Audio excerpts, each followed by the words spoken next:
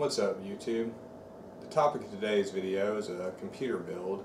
I'm going to go ahead and be putting together a rack mount PC for my main Pro Audio sound system.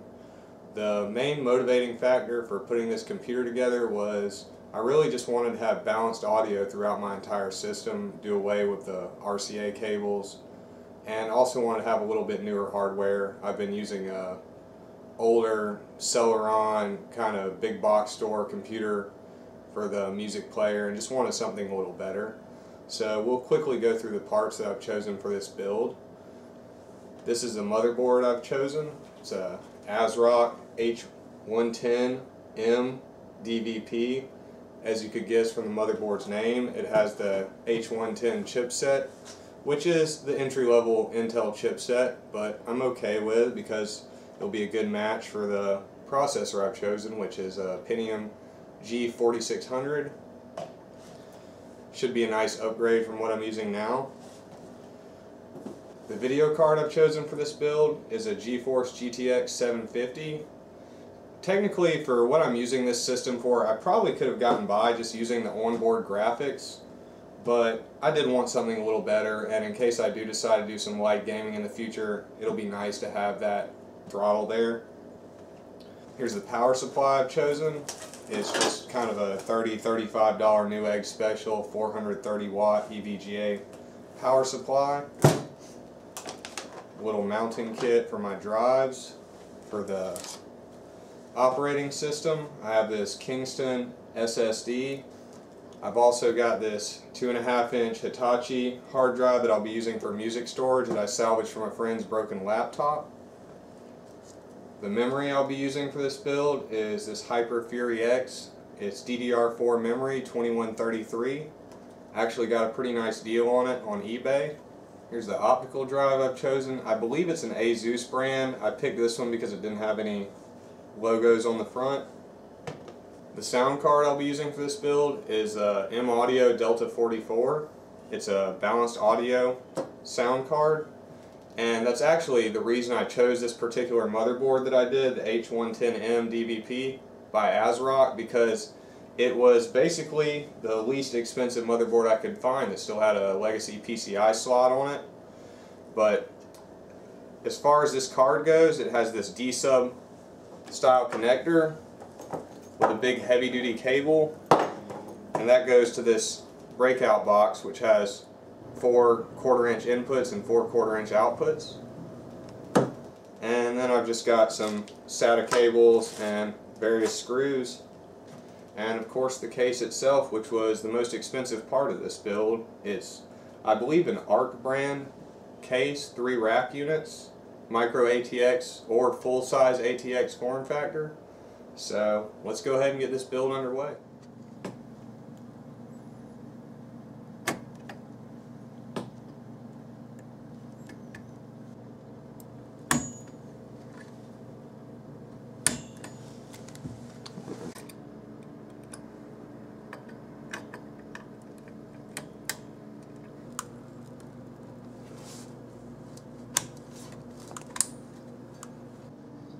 Starting to look much more like a computer now.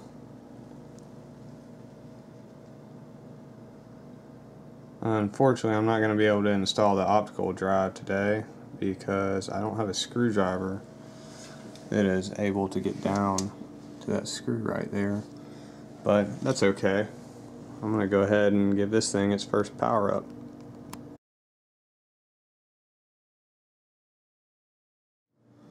It's been a little while since I recorded those other video clips, but I now have the computer most of the way finished.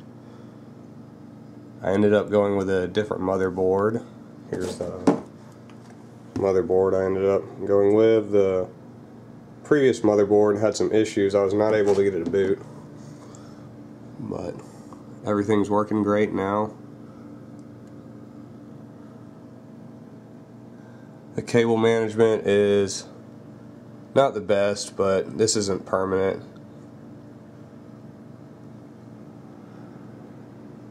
I must say this new motherboard is much nicer. It has 2 M2 expansion slots.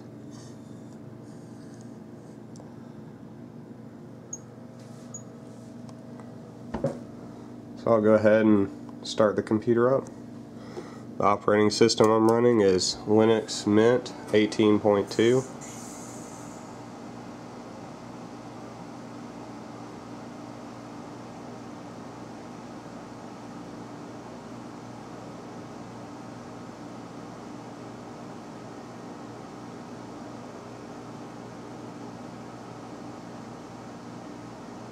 As you can see, it boots up pretty quickly.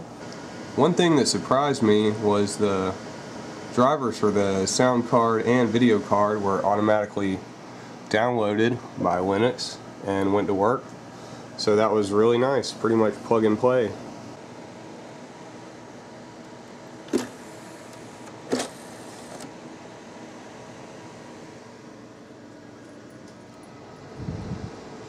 Take a quick peek around the back side of the case. One other feature of this motherboard that I do prefer over the old one is this has 4 memory slots, so later I could upgrade to 16 gigabytes of RAM, although I don't think it would be necessary. I think 8 is plenty for this system. Made in China or not, one thing that's always nice to get is brand new cables from Mono Price. And definitely great quality for the money in my experience. And no, I'm not paid by them or anything to endorse them. I just like these cables quite a bit. Pretty nice. Do you approve, Kitty? What do you think? One positive thing I'd like to say about this 3-rack unit case I'm using, it's pretty rigidly constructed. The thickness of the metal is very good, and compared to some other cases I've used that had problems with this Delta 44 sound card, the breakout cable is, as you can see compared to my finger, it's very thick cable and very heavy, and it would cause flex a lot of times. It made me nervous putting strain on the card edge connector in the motherboard, but with this case there's no flex at all. It's very sturdy, so I'm really happy with that. Alright, I've been testing out the sound card. I did have to do a little bit of tweaking to get it to work. I want to say thanks to fellow YouTuber Max Arcade. I've always been a follower of his channel. I've enjoyed it very much, and without one of his videos I don't think I would have found the application I needed to make this sound card work with Linux Mint. I had to download an application called Mudita 24 off the software manager, and the sound card is working and sounds great now. So I'm going to do a quick audio test and then load this computer in the rack.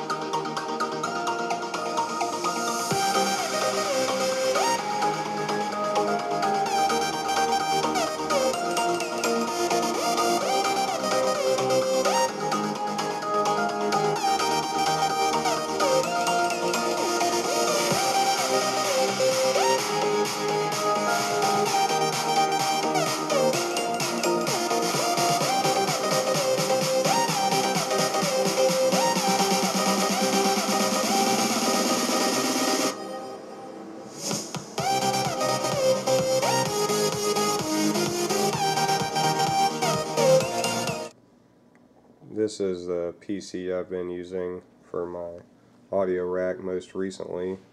It's an old Dell Optiplex 755. I believe it has a Core 2 Duo 2.3 gigahertz processor. It has been upgraded with a GT, I believe it's a GT 430 video card, and a StarTech PCI surround sound audio card. But really, being a BTX form factor case, it's kind of limited in upgrade potential these days.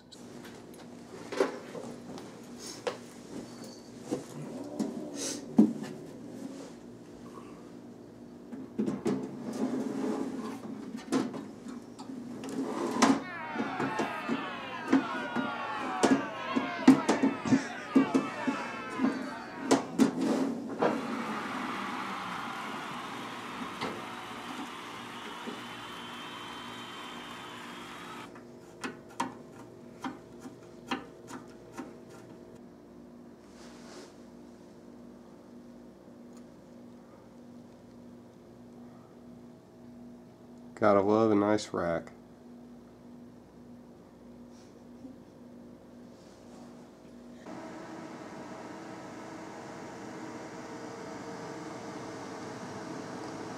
New PC is up and running in the rack. Doing a great job. I've had quite a few hiccups along the way with this build, but everything is up and running. The only thing is I haven't been able to configure it to power on automatically after a loss of power, like I normally have my computers controlled in the rack by the power switch, so whenever I turn the switch on, the PC comes on, but I cannot find this option in the BIOS anywhere in the easy or the advanced mode. So if anyone has any insight into that, let me know in the comment section, please. I hope you guys enjoyed the video. There'll be plenty more audio related stuff here in the future, so make sure to subscribe and leave a comment down below. Looks like someone is partial to the new computer.